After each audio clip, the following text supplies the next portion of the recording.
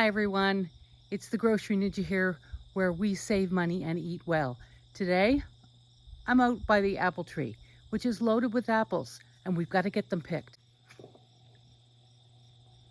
As you can see, we've got a lot of windfalls here. I want to get them picked up. For one, it's hard to mow the grass, but for two, we've got a lot of bear in the area. I don't want to attract them close to the house.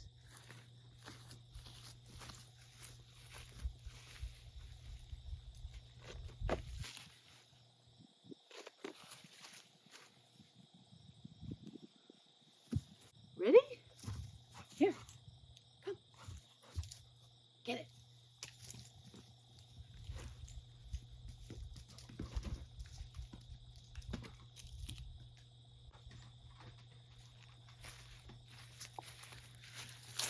If you're picking up windfalls, just make sure they're in good shape, no bruises, and avoid the ones that have insect holes in them.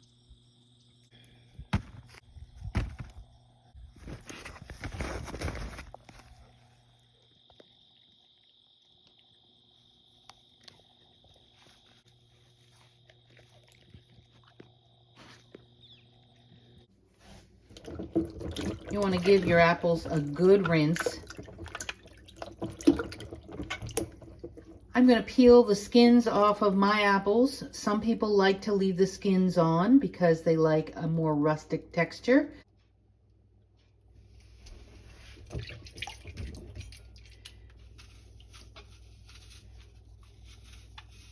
I first learned to peel apples with my grandmother when I was probably about 8 or 10 years old. To stop your apples from browning, soak them in water with some lemon juice. Don't worry, you won't taste the lemon, and it'll help the apples from browning, and they'll look perfect when they come out of the freezer. I've sliced 10 apples. That should make a really good pie.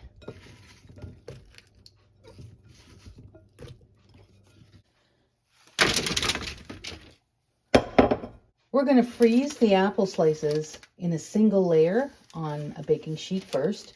Once frozen solid, we can transfer these apples into freezer bags, and this way the slices won't clump together. I'm going to freeze the peels and cores as well.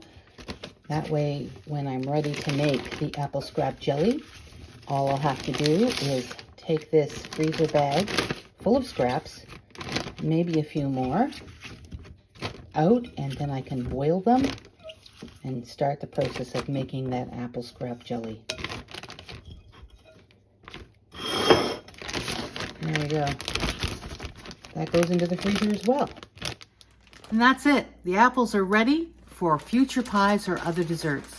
This is a great way to save money, extend your harvest, and reduce food waste. If this was helpful in any way, please give it a like, share it with pie-loving friends, and subscribe if you haven't already.